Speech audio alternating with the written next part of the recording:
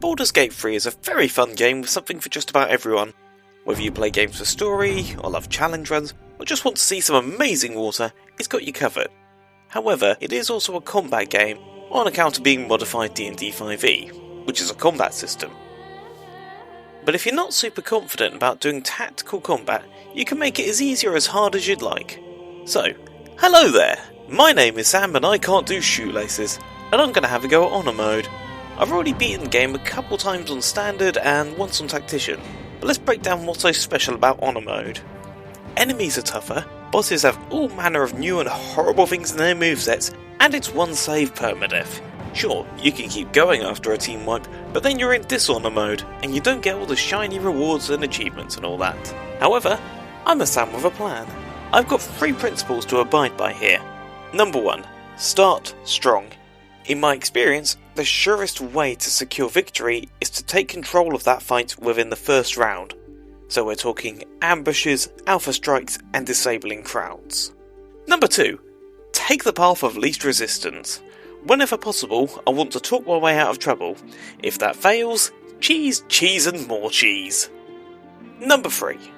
Everyone except me is expendable. Oh, and while I am using mods, they're basically just cosmetic or quality of life things, like transmog, custom dyes, fast travelling into the Emerald Grove, bag of bags mod, that kind of thing. So, almost done with the pre-ramble, let's meet the party! Leading this band of bastards is Gulrig Hargerson.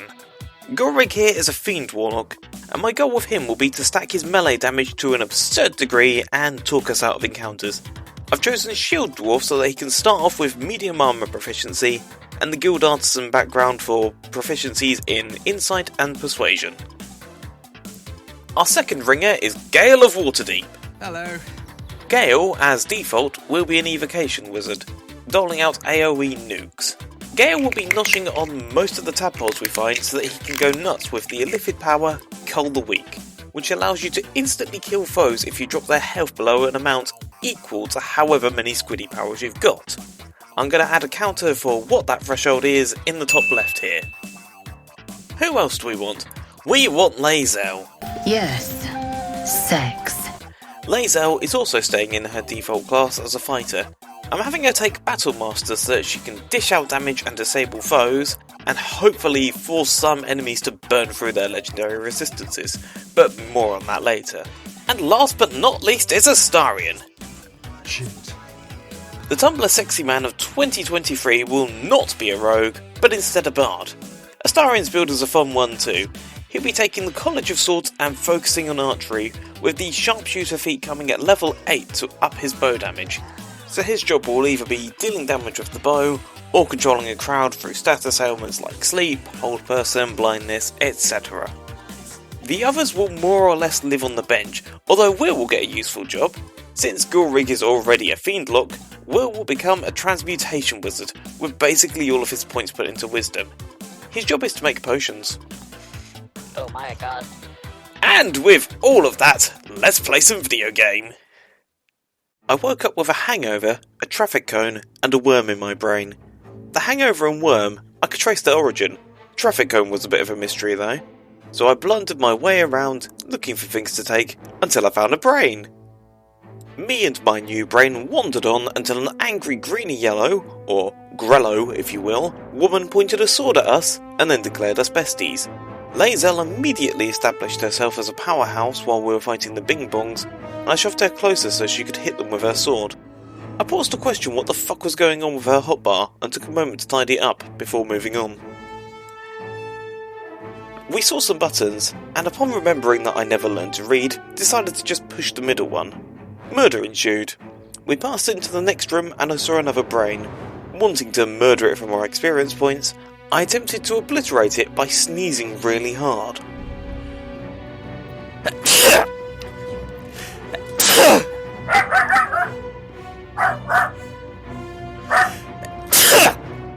Fucking hell. This did not work, but it did set my dog off. I noticed my brain was upset by this brain betrayal, so I stabbed it. It nearly killed us.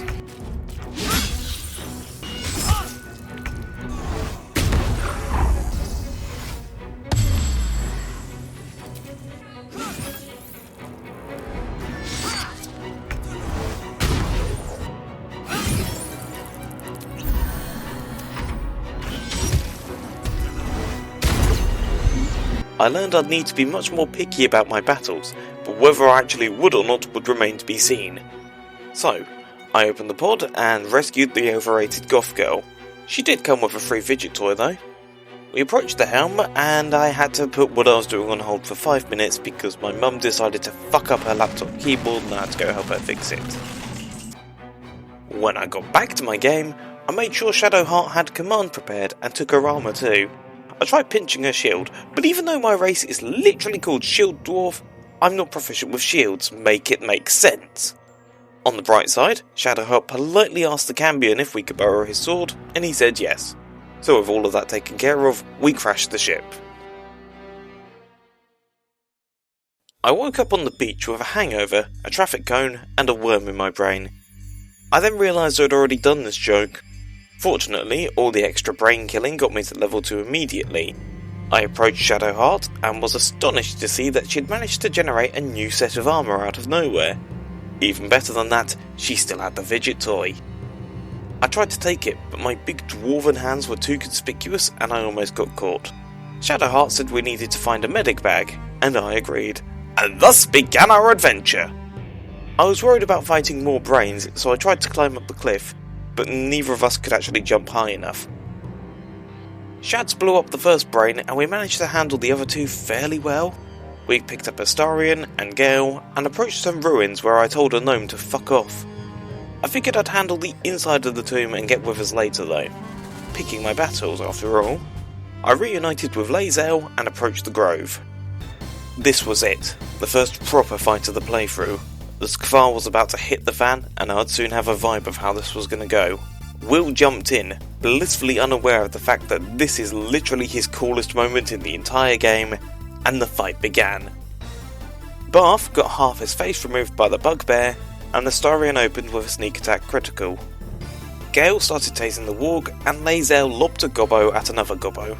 A pretty solid start, even with Lae'zel taking a lot of damage and Will wasting his first spell slot. I took a potion of speed and started blasting.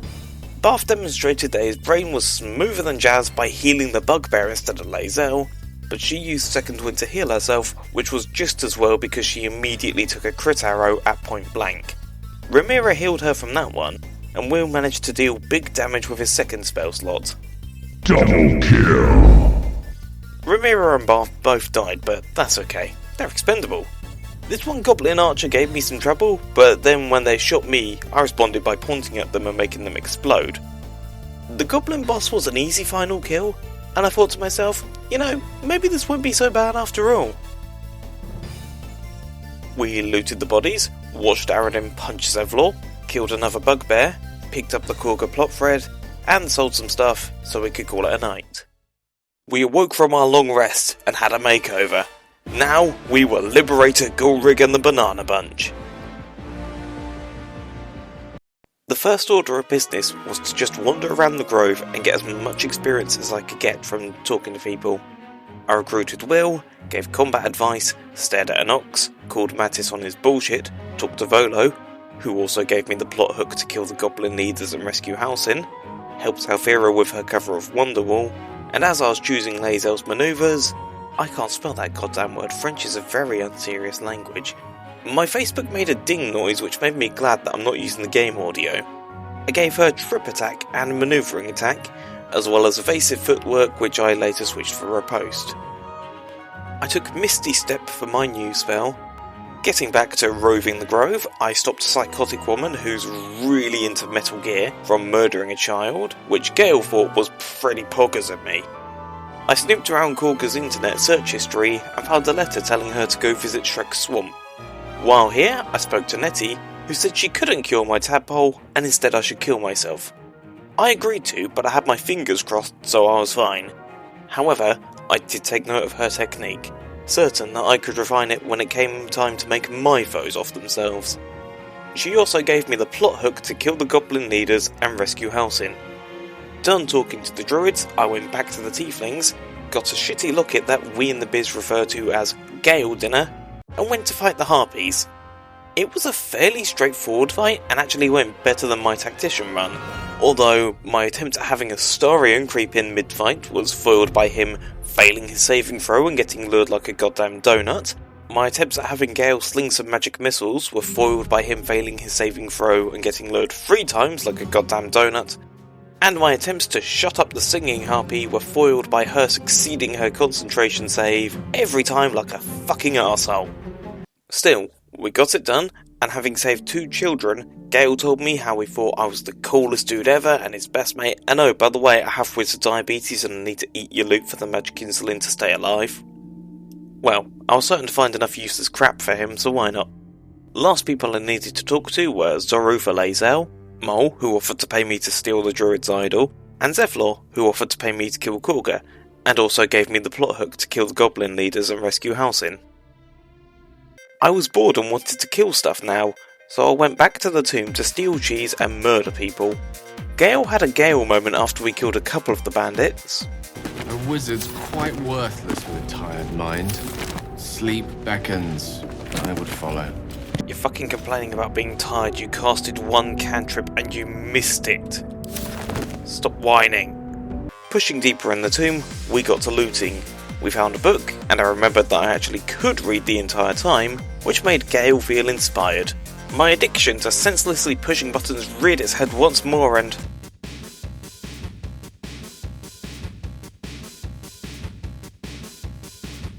The skeletons were easy enough, although they kept sending Gale to Silent Hill.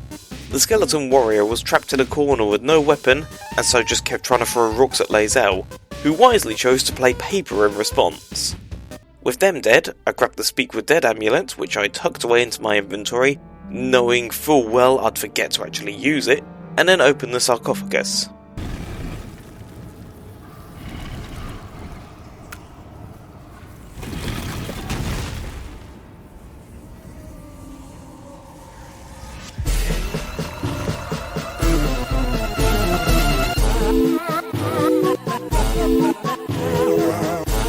What is the worth of a single mortal life? Everyone except me is expendable. So, I changed people's classes and stats around a bit. I made a Starian and Lore Bard at first tier, but changed it over to swords a little later. And then carried on until, like a spammy phone call, Raphael showed up to interrupt my adventure.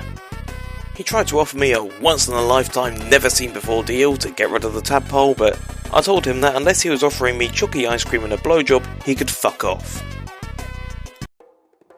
We rested once more, and day 3 began with us meeting some very nice cultists. I wished them a good morning, and then stole their dwarf's brainworm. Down, down, down. By the river was the owlbear cave, where I looted some stuff and then decided not to fight the owlbear. She has a legendary action that allows her to summon her mate, but by talking to her and then going away, I've ensured that some goblins will kill her instead. I ran into Aradin again, and he got racist about the tiefling, so I killed him. I had a much more pleasant chat with this goblin though, who let me into the blighted village. I made a beeline for the alchemist's basement to get my girl shovel and— OH FUCK SKELETONS!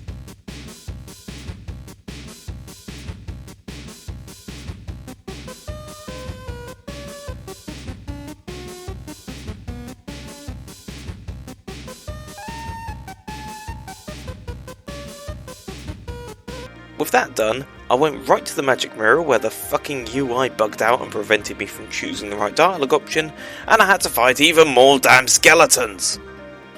Talked to Mirror, got Necromancy of Fae, at some point I also learned to summon Shovel, went to the blacksmith for the Infernal Iron, and used a Jedi mind trick to make Fezzet go away. I thought about yeeting Barkus, but he sells some useful stuff in Act 2, so I helped him instead. I reclassed Astarion to a swords bard and then rewrote the intro segment to be consistent around this point because I needed him to have a reliable means of dealing damage. This was when I also realised I could summon Shovel too, so we tried out this team comp against the spiders in the well.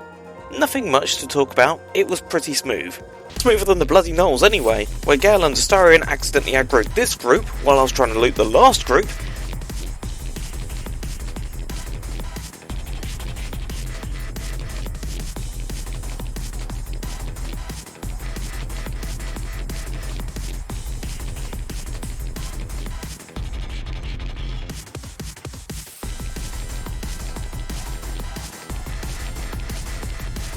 It was all going to shit, and Astarion missing a null that was bloody prone didn't help matters. It cost both shovels, but we got it done in the end, and with no spell slots left, it was time for another rest. Back at camp, I kept having nightmares about being chased by a demonic Lotso bear from Toy Story 3, and Astarion, in true Toreador fashion, broke the masquerade. I kinda wanted to stab him to do a funny plot twist, so I flipped a coin, but the coin toss told me no. Figured I owed Astarion some blood for that. Kind of a dick move from me after all. I realised I hadn't spoken to the ogres yet, so I went back to the blighted village and promised I'd pay them in Bitcoin if they killed stuff for me. I then lied my way into the Goblin Camp to hit level 4, and immediately left. With the first ability score improvement under our belts, it was hopefully time for less talking and more fighting, so I went for the Flint fight. This fight is a pain in the arse, so I started off by summoning Lump and his brothers, and hanging back to let them fight the gnolls for me. This plan did not last, as I started getting downed, so I had to move everyone else in, and this piss taker with the bow was just really getting on my nerves and, yeah, pain in the arse. I killed Lump after the fight too, so I could nick the warped headband of intellect. I don't know if I'll even use it, but it's good loot and I wanted it. Lae'zel stopped me to say how impressed she was, that she was in awe of my strength, wisdom and courage, and also she wanted to bang. Boy, that escalated quickly. But no. Rugen, who'd watched this entire farce with a bucket of popcorn, thanked me for killing everything and told me to meet him at Joaquin's Rest. I headed there right away, only to find the entire place on fire. The ironically named Flaming Fist asked for our help rescuing people, so we sprung to action. Or Gale did anyway. The rest of us had other priorities.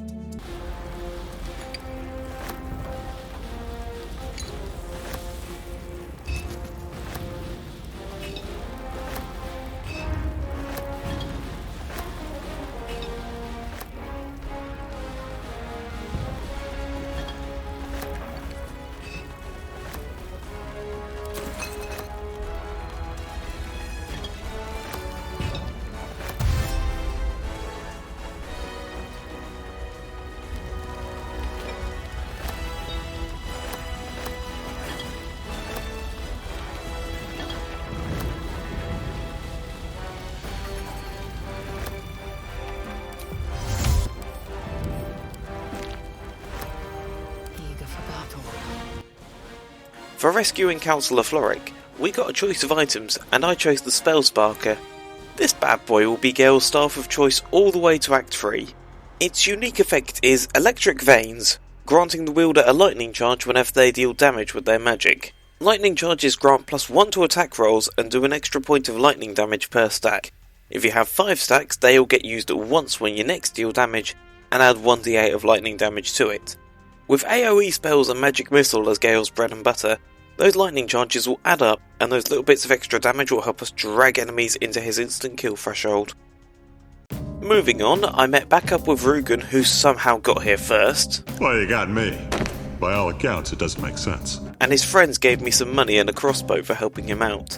Here I also bought another couple of top tier items. The Gloves of Thievery, which allow you to roll sleight of hand with advantage, and the Titan String Bow, which adds both your dexterity and strength modifiers to its damage roll. This bow is one of the best in the game, and is easily endgame viable, so Lae'zel will hold on to it. And then my intrusive force won, so I blew everyone up. I just wanted to. Killing the others entering here was a bit trickier, and I did burn for a few health potions, but I was committed to the bit. Figured it was time to recruit Karlach, so we went down by the river to find her. Will wanted to stab her to fulfill his weekly objectives, but I convinced him to push the mercy button instead. After giving her the team colours and tweaking her stats, we went to fight the paladins. I've been putting this fight off because it's usually a nightmare, but this was fucking hilarious. Started off by using minor illusion to lure Trin and Cyrell out to the balcony, then Karlach shoved that archer down the hill like a cat knocking stuff off shelves. Cyrell soon joined her after eating an Eldritch Blast, and Gale wrecked the ladder with a cloud of daggers, meaning there was no quick way back up to the toll house. A follow-up arrow from Lae'zel finished Cyrell, and Anders was forced to waste his turn getting out to us. Bryn ran in and out of the cloud of daggers and just fucking killed herself, and we got round Anders in a circle and beat him to death. Nothing to worry about. Now that that was out of the way, Karlach dropped some exposition about how her heart was taken and replaced with an artificial one. just like in the movie Crank 2 High Voltage, starring Jason Statham as the guy from Crank 2 High Voltage, and asked if I knew a mechanic. It just so happened I did, and I already had some Infernal Iron. So I went to see Damon and I wondered whether he would still have the same voice the next time I play this game. I suddenly remembered I wanted to go to the swamp for that letter about Korga, so I did just that. The fight against the wood woads and mud mephits wasn't especially hard, just annoying. You're dealing with spammy summons, tanky regenerating enemies, and a status effect that gives you disadvantage on attacks. I grabbed the letter revealing Korga was a shadow druid, who you know are shitheads because they have shadow in their name, and carried on. Next to Ethel's house we met Gandrel, a monster hunter searching for Astarion who had lost the trail and was now about to go bargain with Ethel for intel. This was a blatant suicide mission, so I figured he must have pissed off his boss, and by killing him I'd be doing them a favour. I must commend the sneak he pulled on us with those arrows though. I thought we had him in a corner, he pulled an Uno reverse. I killed the Redcaps too, but that was an XCOM-esque shitshow of hits that should have landed but didn't. So I am posting the footage. So, we went back to the Grove, and now it was time to confront Korga. One of the rats turned into the bride of Chucky, and a fight broke out. Once again, this wasn't a horribly difficult fight, but it was annoying.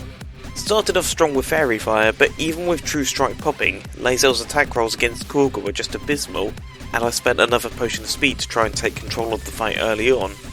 Korga's expanded spell list did throw me for a bit of a loop, but it wasn't too bad. This guy kept healing her though, which was annoying. But my main difficulties were just bad rolls and not having extra attack yet. As I go back through the footage to write this though, I see that I probably should have packed more AoE stuff, so maybe I should have long rested to get Gale back his spell slots for this. Oh well. Deed was done, and once Astarion had everyone's backs turned, we were free to steal the idol for Mol. And we got Zevlor's reward for killing Korga too. All without triggering the druids into massacre mode.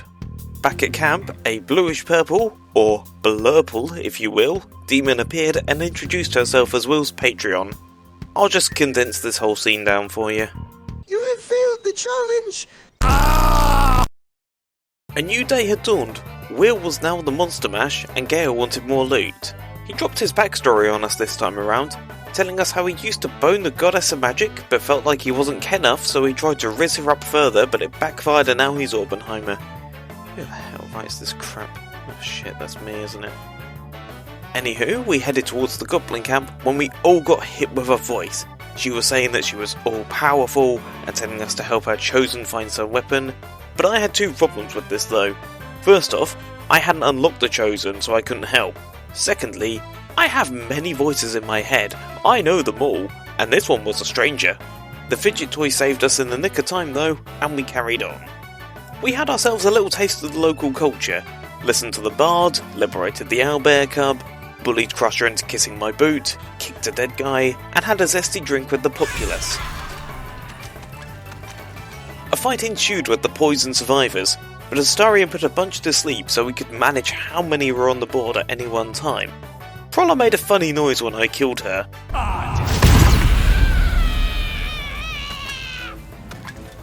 The ogre wasn't too difficult.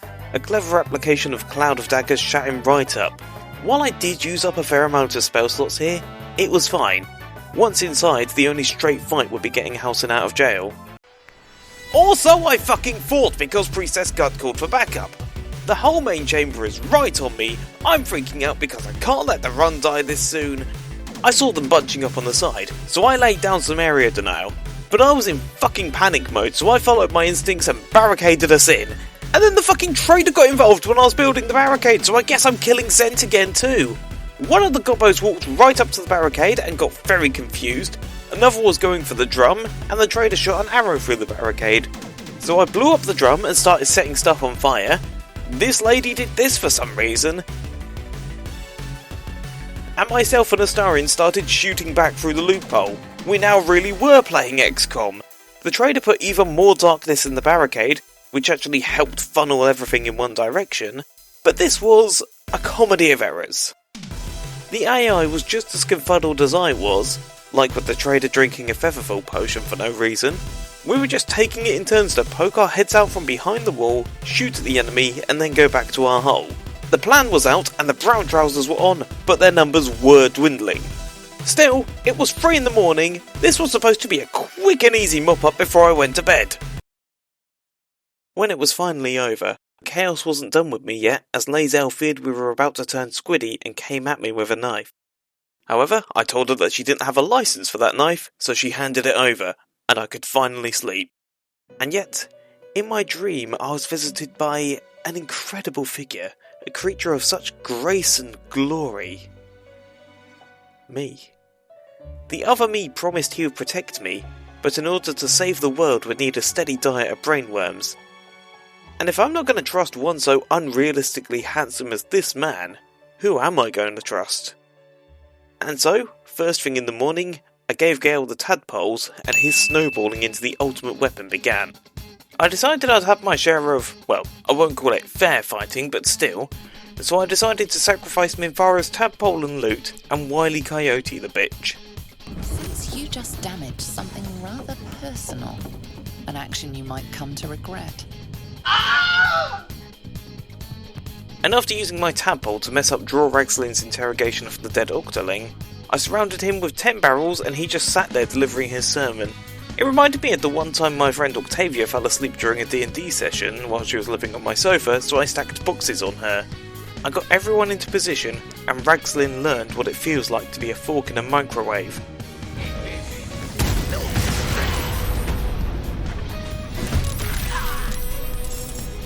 It was glorious, and I just had a few gobbos left to deal with, but they all got really into fighting the spiders instead of me. Clearly, they were more afraid of the psychotic dwarf with ADHD dressed as Captain America than they were the giant venomous spiders. I'd come in here hoping to focus on just the bosses, but so much for that. Still, the extra slaughter brought us up to level 5, and with extra attack and level 3 spells, now the real game could begin. We sprung house in, and I was feeling confident, so we returned to the spider zone. So, the Phase Spider Matriarch has a legendary action that allows her to mess up anyone who harms one of her offspring, meaning you have to prioritise killing her over wiping minions off the board.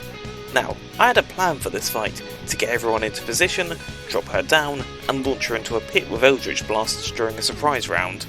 Shovel cocked it up by getting spotted, but it actually worked out better that way. The enemy's sightlines allowed for Lae'zel and the Astarion to sneak into a good spot with ease, and when Gale sent her crashing down with a fireball, we were able to deliver an expert alpha strike while she was vulnerable. This was actually the easiest fight I've had against the Phase Spider Matriarch. Waiting until level 5 was clearly the right play. One last order of business for the wilderness, and that was Ethel. I had a brilliant plan here, which did not work. Ethel's legendary action allows her to summon illusory duplicates whenever you cast a spell, so I planned to silence and alpha strike her in her tea house. It nearly worked, but Honor Mode tries to limit how much you can break the action economy, so Lae'zel couldn't get extra attack off of her potion of speed, and if we'd just managed to land one more attack, we'd have got her, but she barely got away. This meant doing the fight properly, and I was terrified. It may not have been the most complicated of fights, but it was tricky. My further attempts to silence her didn't really work either, but Magic Missile is great at clearing her doubles. Finding the real Ethel is easy enough, you can just click on the initiative tracker. I thought I was being clever when I tried to pit her, and I was, apart from the bit where she teleported back up and I shat myself. Dumb bitch. The arena doesn't help matters either because it's easy for the team to get split up around this hole and all be too far away to get any good hits in. I noticed that Ethel's switcheroo with Mayrina actually used up her legendary action, so I was able to land a fireball. It wasn't spectacular, just 15 damage, but bit by bit we wore her down, which I mainly chalk up to the extra damage dice from Battlemaster. Fighter stay winning. And Ethel stay losing, because an opportunity attack put her at death's door, and Lae'zel did the honours of knocking on that door and running away. And so, after 14 hours of gameplay and 50 gigs of footage, we were done with the wilderness. Well, almost. There's still a map marker for some dude trapped in a burning building.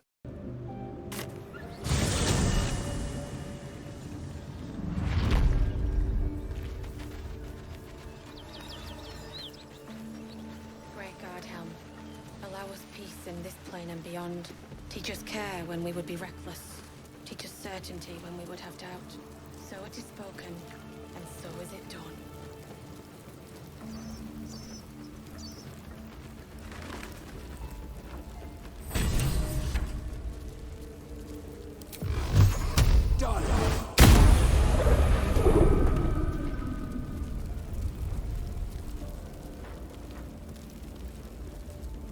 You good there, buddy? He's fine. Halcyon told me that to cure the tadpole I'd have to go to the cult's headquarters, Moonrise Towers, and presumably climb up on the roof and piss on the moon. I had two choices where to go next, and I weighed up the pros and cons of whether I should go to the Underdark or the Creche first.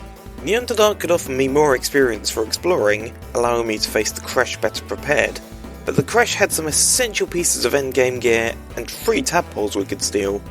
On the other hand, the Githyanki fights are notoriously difficult, even on standard difficulty, and the fight against the Death Shepherds is one of the most painful in the entire game, and I knew the Inquisitor to be a run killer, so with all that in mind, I decided to go for the Underdark first, hoping to be as well armed as possible for the Creche. The other me showed up again and confirmed what Halcyon said: get to Moonrise, investigate, infiltrate, profit. He also said that he'd stolen the power he uses to protect us, so I guess that means he's a warlock too. I thought I'd bite the bullet, and go for the creature fights first, and something unexpected happened. I was shooting one of the petrified drow for fun and triggered the spectator cutscene, but I wasn't actually close enough to be dragged into combat with it. In another Una reverse moment, I wound up surprising it instead, and it seemed a bit unhappy with the situation. God damn it! The bullet was an easy kill as well, it turned out. So, two of the fights I was worried about were already dealt with. No sweat broken. We killed a small cult of fishmen to practice fighting the big cult, and Gale got to show off his instant kill move. Looted the wizard's tower, and Lae'zel got angry about a text claiming that Vlakiv had usurped her position from Makoto Yuki's persona, but then she pulled a sword from her stone and became the legal ruler of England, so she was happy again. And a fucking Minotaur nearly ended the run. Please! I beg you! So I used the Mishima maneuver and dropped it off a cliff. At the Myconid colony, I got a few bits of key loot. The Boots of Speed, so I can dash with a bonus action, the Caustic Band to give Lae'zel some extra damage, the Amulet of Restoration to boost Astarian's healing skills, the Lifebringer to give Gale a source of temporary health, and the Pearl of Power amulet to give Gale another spell slot restoration. We also did shrooms with a friendly squid, and picked up a quest to kill a load of Dwergar and rescue the Iron Hand gnomes. This one Myconid built like Wario wanted to join us, so we all did a violence together. The Dwergar were also simple enough to deal with. A couple were invisible, but I had their starting positions memorised. Gek's counterspell was pretty annoying, but not horrendous to deal with. Same with the zombies. Made a couple of dumb mistakes, but it was fine, just kept swinging until they all fell. Mushroom Wario then wanted us to kill the other Myconid boss, but we told him to get bent. Fighting the Dwergar made me realise I'd also forgotten to speak to Volo, so before I ended the day, I let him play Surgeon Simulator on my eye.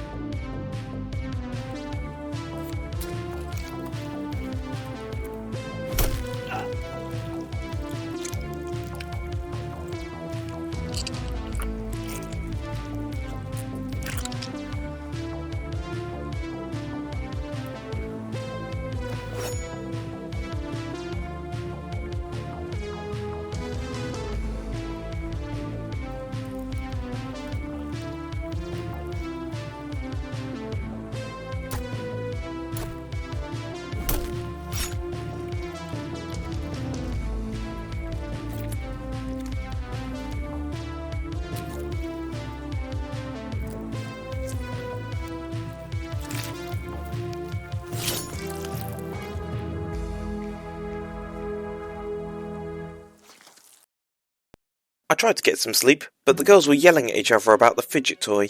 Lae'zel wanted to know why Shadowheart had a GIF artifact, and Shadowheart just wanted her to fuck off. Lae'zel proposed a duel, and I was just too done with their collective shit to argue. Shadowheart, however, chose the sneaky option, and I walked to the sight of her with a knife to Lae'zel's throat. Now, I probably could have talked her down, but at the end of the day, I'm just one man. I've only got so much I can fix her in me, so I had to make a choice and, Moving swiftly on, I finished my circuit of the Underdark by killing the Hook Horrors, getting the Sussy Bucker Bark, grabbing the Noble Stalk, and blowing up Balin for being a domestic abuser. I was going to give the Noble Stalk to Shadowheart, but We stole a boat and set sail for where the Dwergar were bunkered, now on a job to kill their leader, Nir, and bring back his head. The Dwergar are a fun bunch. They like swearing almost as much as I do.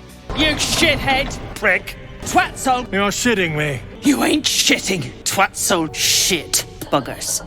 Stick shit! Shit! Stick shit! Stick shit! Prick! Bugger off. Arse whisker. Dumb shits. I'd say a mind flayer shat a worm in your brain. Shithouse. Cock stench. Wipe your asses! Pricks. Known pricks! They told me Nir was trapped by a rockfall and the deep gnome slaves were being made to dig him out. If I wanted to take his head and save the gnomes, I'd need to get him out of there. As always, we had a wander to get some dialogue and exploration XP. Mermath spiders were debating whether to have a proletariat revolution, so I sung a verse of the Internationale to encourage them to abandon their bourgeois master. I poisoned a barrel of booze and realised I was making a habit of spiking people's drinks. Ugh. Next, I pinched a ring that allows the wearer to cast invisibility, and went to fight the users.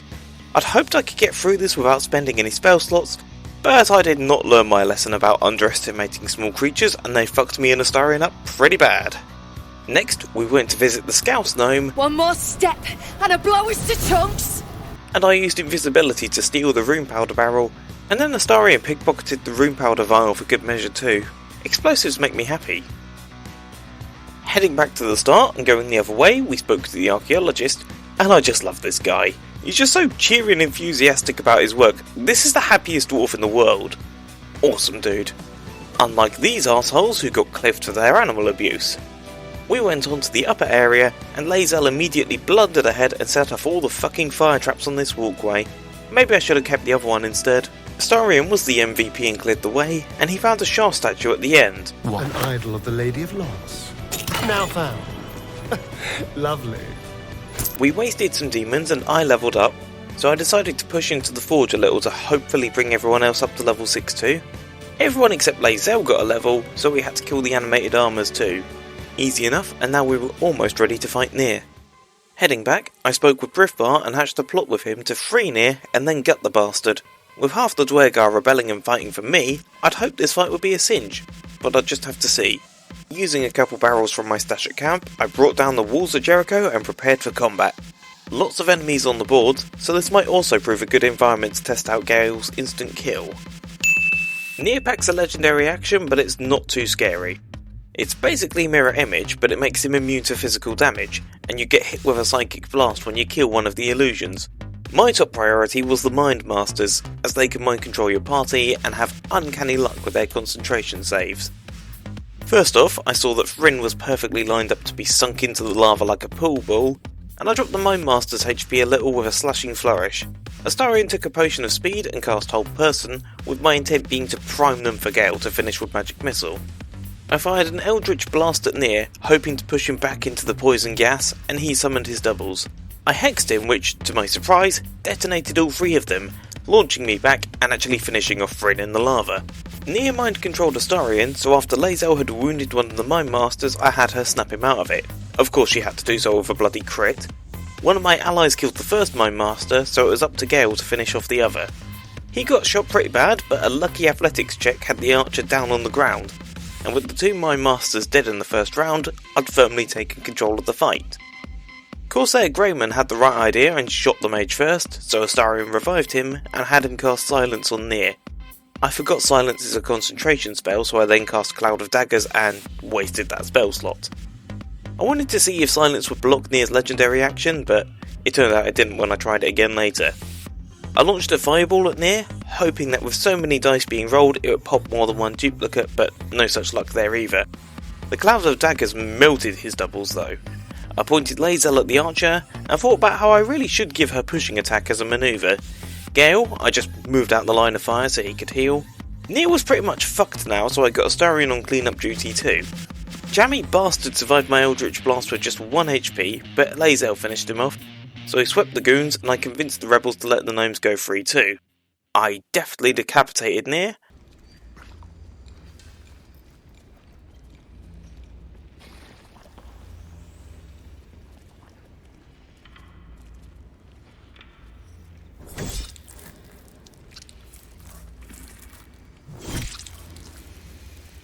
A pathetic show. yet undeniably satisfying to watch. I told my buddy Barkus he should chill out at my camp for a bit. Gave the mushroom's head. And Gale got another tadpole. Back at camp, I spoke to Barkus, who asked me to free his friend Wilbrun from Moonrise Towers. Say it with me, people.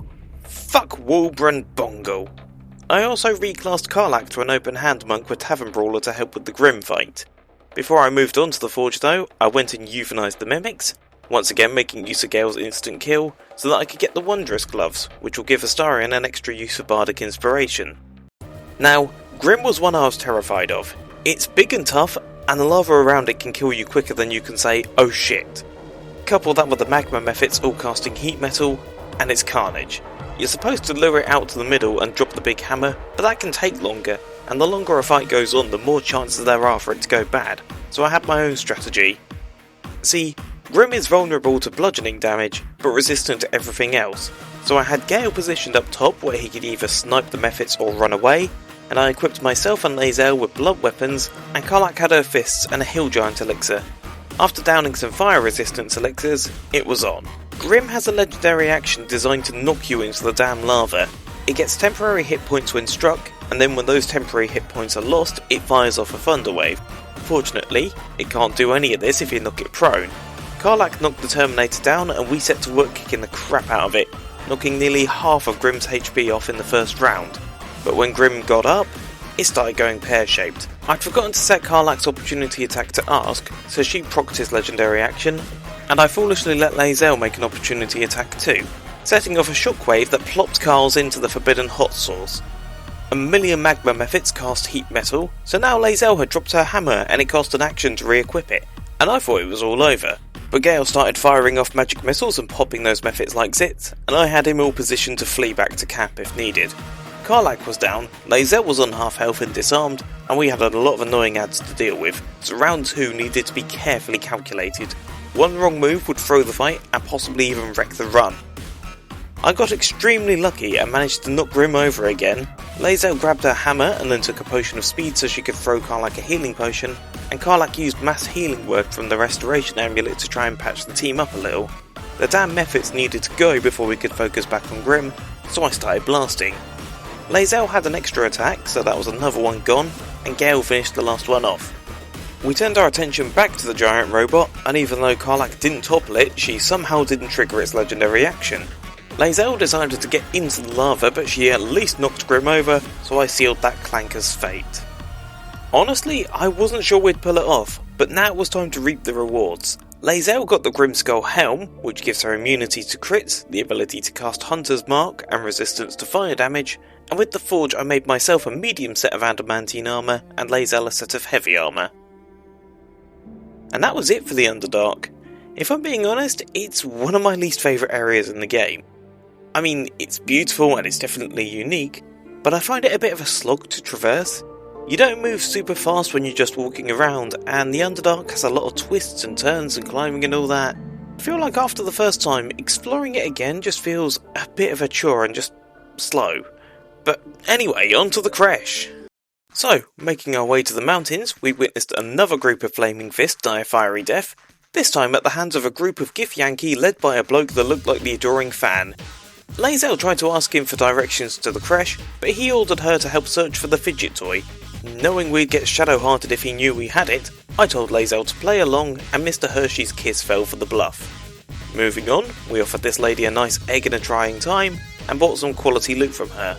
The Boots of Elemental Momentum, which will allow Gale to get lots of momentum stacks when he eventually gets medium armour proficiency at level 8, and the Graceful Cloth for him to use in the meantime. This is one of the best bits of monk gear in the game, granting the wearer an extra 2 dexterity. We then killed her because I was broke and Astarion failed to pickpocket her. Exploring the monastery, we made a lot of kobolds explode. I like this fight, it's funny. Had an easy enough scrap with the bald cats from hell, broke the Guardian of Faith and cut down the eagles. Now we could grab the Dawnmaster's crest. A nifty little trinket, but ultimately only good for selling. The Gif Yankee at the Creche gave us a warm welcome, but Lae'zel convinced them to let us speak to the doctor instead of just killing us. I noticed we were close to level 7, so I was desperate to try and grab a little more XP before any more fighting. I went to their trader and was able to buy the Gloves of Dexterity, which are simple enough in their function, but being able to set someone's dexterity to 18, regardless of what it actually is, makes this one of the best items in the game. Sadly, I couldn't afford the Knife of the Undermountain King, and the loot inside the Creche wouldn't be enough to make it up either, so I'd have to hope she would drop it on death later on. So, wandering and talking, this instructor with awful facial hair was kicking the crap out of this lad, and I convinced him to pack it in. He relented but called me a pussy and reckoned he could take me in a fight. We'd see. The lad told me about Orpheus and gave me his favourite Orpheus comic book. Next, I ruined this portrait of Lakith. We do a little trolling, you know? Back to the reason we were here, we spoke to the resident doctor, who showed us to the ominous spikes and organs chair. Lae'zel immediately jumped in, and it started melting her brain. Now I had to pass a very high DC persuasion check, otherwise she'd suffer brain damage that can only be cured with a tadpole, and that would require me to first off convince her to use them, and then take one away from Gale. Luck was on my side for a change and I got it first try, and like everything I look at, the Zafisk exploded. The doctor went to go get her tools, but we weren't letting her leave the room. I stole some more tadpoles to bring Gale's insta-kill threshold up to 9, and Lae'zel was convinced the doctor must be a traitor. She wanted us to go speak to the manager to warn them there's an imposter among us. But first, level 7 except for Gale. I took the Ball of Fire spell on the Devil's Sight invocation, I gave Astarion Heat Metal and swapped Fairy Fire for Stinking Cloud, and I gave Lae'zel Disarming Attack and Pushing Attack. It turns out that Disarming Attack is actually one of the best manoeuvres available, and it dominated the next couple fights. Like right here when we fought the Kithrak. Can't parry without a weapon, bitch! She could still cast Fear though, so that was both me and Lae'zel unable to fight, and this archer showed up too. This had the potential to cascade, so I needed to temporarily take some of them off the board. A fireball didn't break the Kithrak's concentration, but Astarion got her and the archer with hold person, and now things were back in my favour. Lae'zel got rid of the caster, I knocked out the second wolf, and the vamp got to stabbing. Lae'zel disarmed the archer and Gale pinched his weapon, so he ran over to get a pickaxe. It didn't help. And now, the boss. The Inquisitor terrified me, and with good reason. He gets legendary resistance, allowing him to add 10 to a saving throw up to 3 times, and a legendary action that he can use twice per round. When you attack anyone, he gets to summon a spectral sword. You've either got to completely disable him by stunning him, banishing him or using hold person so he can't use it, use crowd control spells or try to destroy the swords so you're managing the amount of active enemies, or gank the fucker as quickly as possible before you get overwhelmed.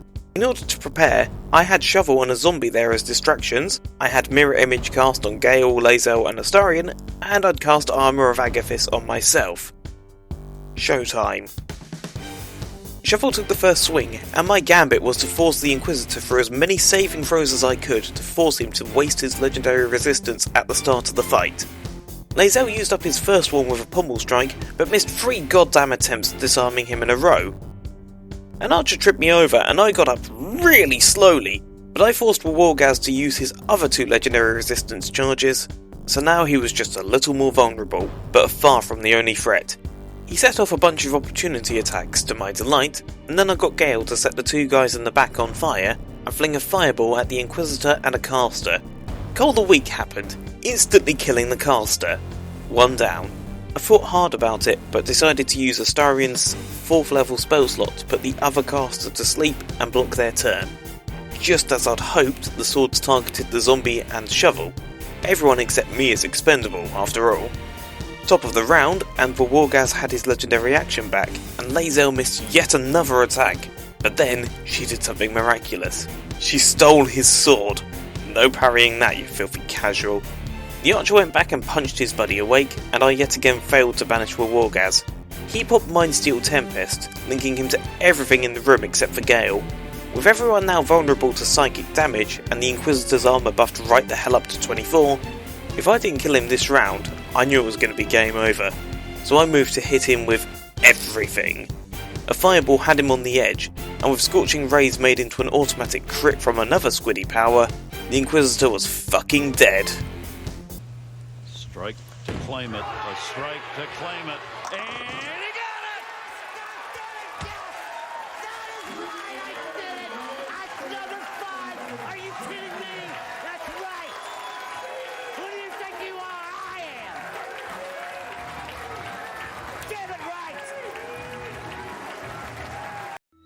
After we finished off his squad, the Gif Yankee Queen herself showed up. She shouted at me about the fidget toy, which I guess is just a really popular pastime among these people.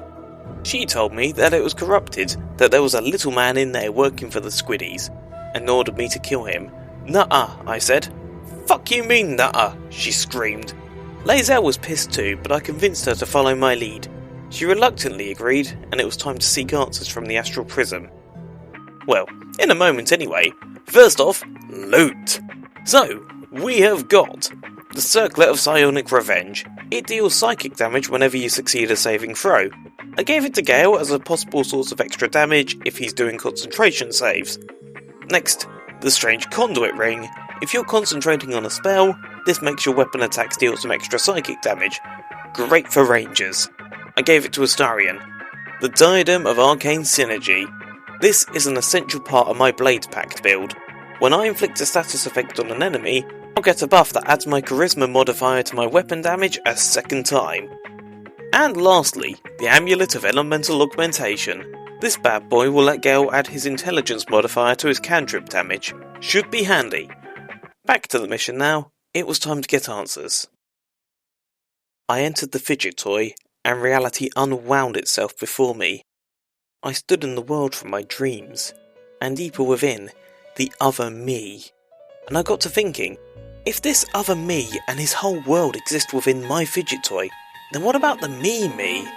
Is my whole existence contained within a bigger fidget toy? What must such an artifice look like? What manner of elaborate design and elder knowledge would it take to construct such an artifact that could contain me, and this world and all of its planes of gods? And who was watching?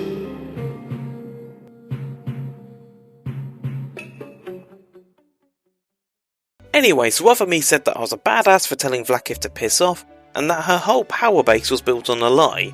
She had no clue how to resist Mind Flayer control, but he actually did, and that's why she wanted him dead. I let Lae'zel into my mind palace so she could see what I saw, and she began to have a bit of a breakdown. And honestly, all jokes aside, Deborah Wild's performance in this scene is so damn good.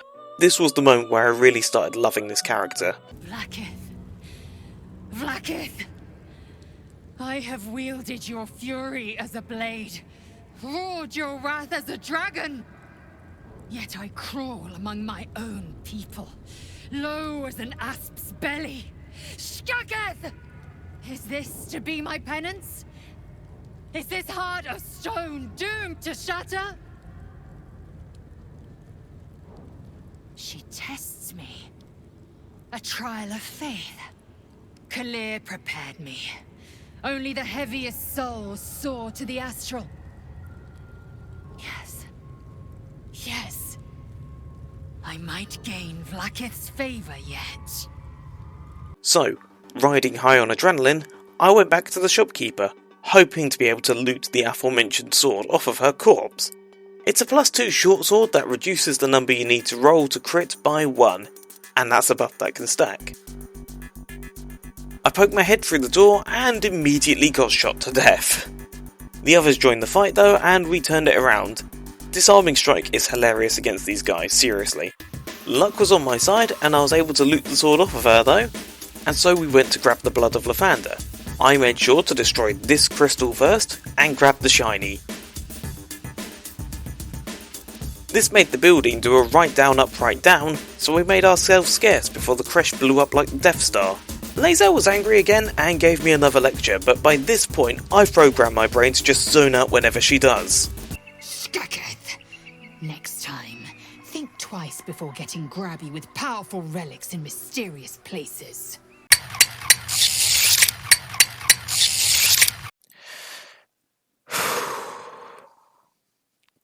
Okay, one fight left and I'd save the worst for last. The Death Shepherds. I hate this goddamn fight.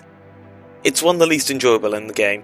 You've got all these ghouls which can paralyse you with a melee attack, and you've got this Ghast which does the same and emits a stinking cloud.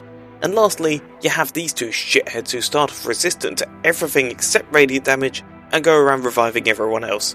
Oh, and they can revive each other too. A popular cheesy strat is to just pick up the corpses so the Death Shepherds can't revive them. But I had my own plan in mind. Wanna know what it was? Well, first off, I threw down a backpack full of bombs and I carpet bombed those bastards all the way back to Advanced Dungeons & Dragons. Then, I laid down a wall of fire, so the only damn way to reach us was through a narrow corridor of burning, melty goodness. Oh, you made it through? Go back into the fire, you bitch! Fuck you!